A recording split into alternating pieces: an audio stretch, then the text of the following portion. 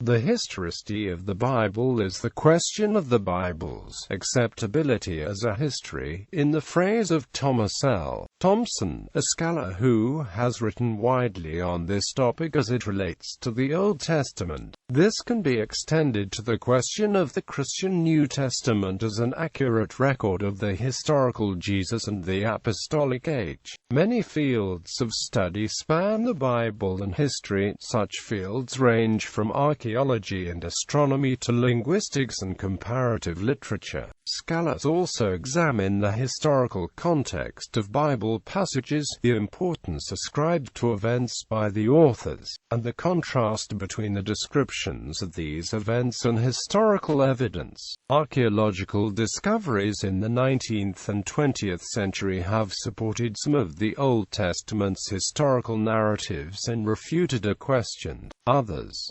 Materials and methods. Manuscripts and canons. The Bible exists in multiple manuscripts, none of them autographs, and multiple canons, none of which completely agree on which books have sufficient authority to be included or their order. To determine the accuracy of a copied manuscript, textual critics scrutinize the way the transcripts have passed through history to their extant forms. The higher the volume of the earliest texts, the greater the textual reliability and the less chance that the transcript's content has been changed over the years. Multiple copies may also be grouped into text types, with some types judged closer to the hypothetical original than others. Differences often extend beyond minor variations and may involve, for instance, interpolation of material central to issues of historicity and doctrine, such as the ending of Mark chapter 16.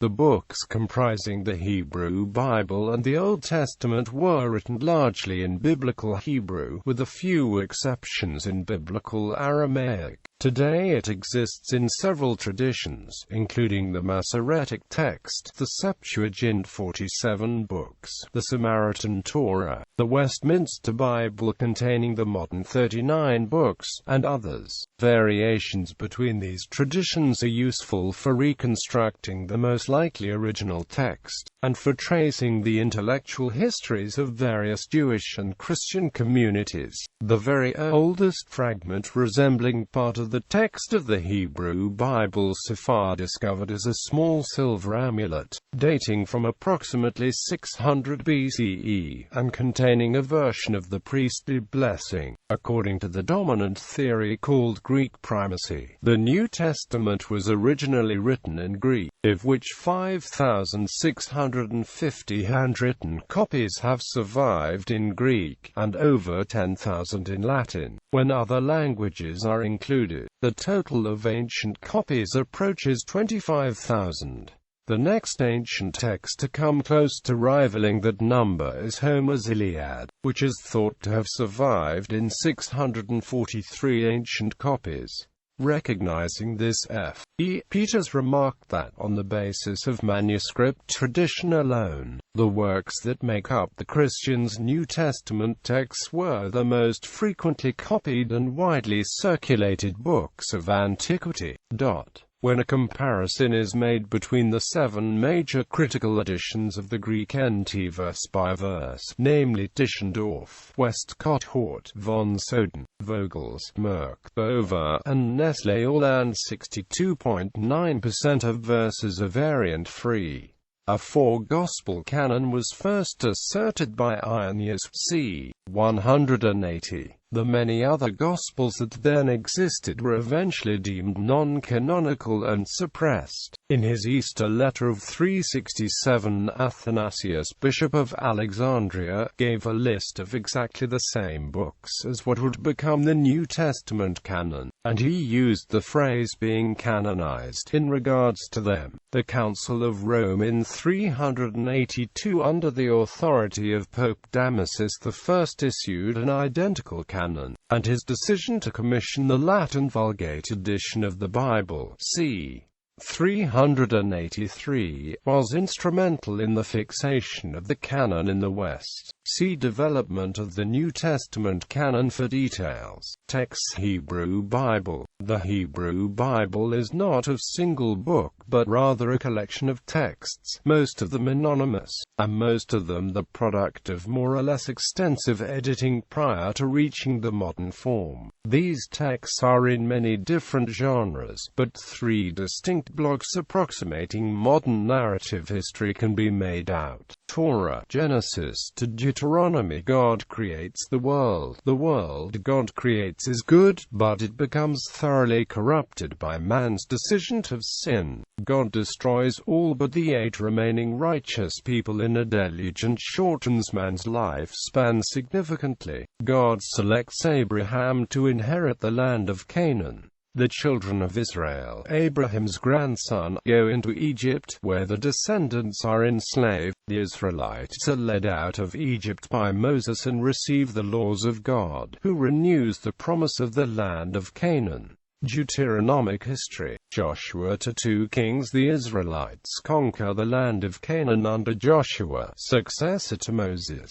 Under the judges they live in a state of constant conflict and insecurity, until the prophet Samuel anoints Saul as king over them. Saul proves unworthy and God selects David as his successor. Under David the Israelites are united and conquer their enemies, and under Solomon his son they live in peace and prosperity. But the kingdom is divided under Solomon's successors, Israel in the north and Judah in the south, and the kings of Israel fall away from God, and eventually the people of the north are taken into captivity by outsiders. Judah, unlike Israel, has some kings who follow God, but many do not, and eventually it too is taken into captivity, and the temple of God built by Solomon is destroyed. Chroniclers history, Chronicles and Ezra, Nehemiah. The Babylonians, who had destroyed the temple and taken the people into captivity, are themselves defeated by the Persians under the king Cyrus. Cyrus permits the exiles to return to Jerusalem. The temple is rebuilt, and the laws of Moses are read to the people. The prophets Amos and Hosea write of events during the 8th century kingdom of Israel. The prophet Jeremiah writes of events preceding and following the fall of Judah. Ezekiel writes of events during and preceding the exile in Babylon, and other prophets similarly touch on various periods, usually those in which they write. Several books are included in some canons but not in others. Among these, Maccabees is a purely historical work of events in the 2nd century BCE. Others are not historical in orientation but are set in historical contexts or reprise earlier histories, such as Enoch, an apocalyptic work of the 2nd century BCE. New Testament, along with the disputed and undisputed authorship of some of the Pauline epistles. There is no scholarly consensus on the authors of the other books of the New Testament, which most modern scholars acknowledge as pseudonymous autographs written more than a generation after the events they describe. Gospels, Acts. Jesus is born to Joseph and Mary. He is baptized by John the Baptist and begins a preaching and healing mission in Galilee. He comes up to Jerusalem to celebrate Passover, is arrested, tried, condemned, and crucified. He is raised from the dead by God, appears before his followers, issuing the Great Commission, and ascends to heaven, to sit at the right hand of God, with a promise to return. The followers of Jesus, who had been fearful following the crucifixion, are encouraged by Jesus' resurrection and continue to practice and to preach his teachings. The Apostle Paul preaches throughout the Eastern Mediterranean, is arrested, and appeals. He is sent to Rome for trial, and the narrative breaks off. Epistles, Revelation. The epistles are largely concerned with theology, but the theological arguments they present form a history of theology. Revelation deals with the Last Judgment and the end of the world. Extra-biblical sources. Prior to the 19th century, textual analysis of the Bible itself was the only tool available to extract and evaluate whatever historical data it contained. The past 200 years, however, have seen a proliferation of new sources of data and analytical tools, including other Near Eastern texts, documents and inscriptions. The material remains recovered throughout the Near East by archaeological excavation, analyzed by ever more sophisticated technical and statistical apparatus, historical geography, demography, soil science, technology studies, and comparative linguistics. Anthropological and sociological modeling. The Apocrypha, or non-canonical texts, writing and reading history. The meaning of the term history is itself dependent on social and historical context. Paul McNutt, for instance, notes that the Old Testament narratives do not record history in the sense that history is understood in the 20th century.